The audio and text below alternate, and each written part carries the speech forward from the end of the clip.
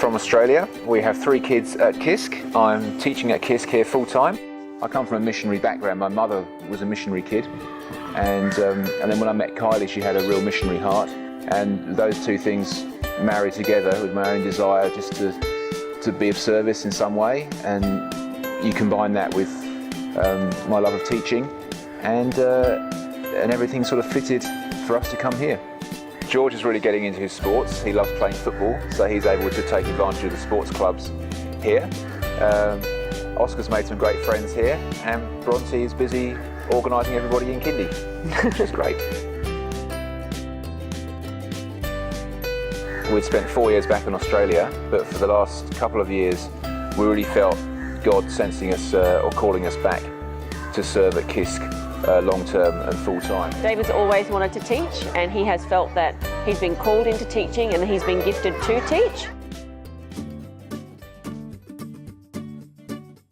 It's a real privilege to be able to teach kids here, just because of their attitude and their joy. Lots of them are Christians as well, so they share your own faith journey, and it's a real place to feel revitalised. Now, the kids here are top quality. They really are. Their work ethic generally is very, very good.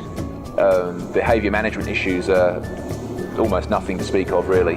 Obviously, KISC being an overtly Christian school, you're free to engage in discussions about God. You can pray with your students. You can have theological discussions with your colleagues. You can do all those kinds of things.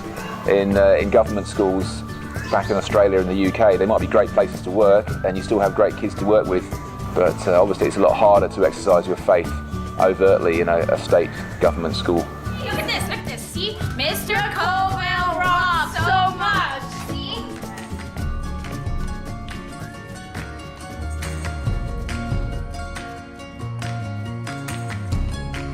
KISC has great ratings, it has great staff, and it's an awesome place to be able to send your children for their education. I think the fact that KISC provides quality education to a standard similar, if not higher, than what would be available for most families in their home countries is also really important. I've had lots of families that have actually said we would not still be serving in Nepal if it wasn't for KISC.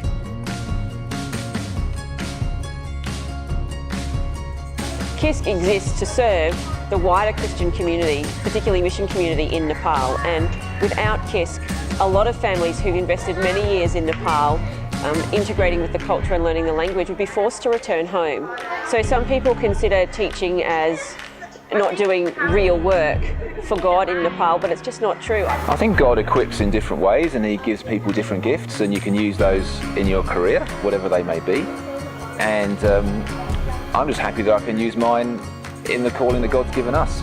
We're all called into different fields, and everybody's workplace is their own mission field. So I encourage people to think outside the box of what it means to be part of what God's doing to bring His hope and His restoration to Nepal and to other countries as well, and recognise that teachers play a major role in that, as much as people who are working as doctors in villages or Bible translators as well. So we're all working together towards the same goal, and we all play a very necessary part.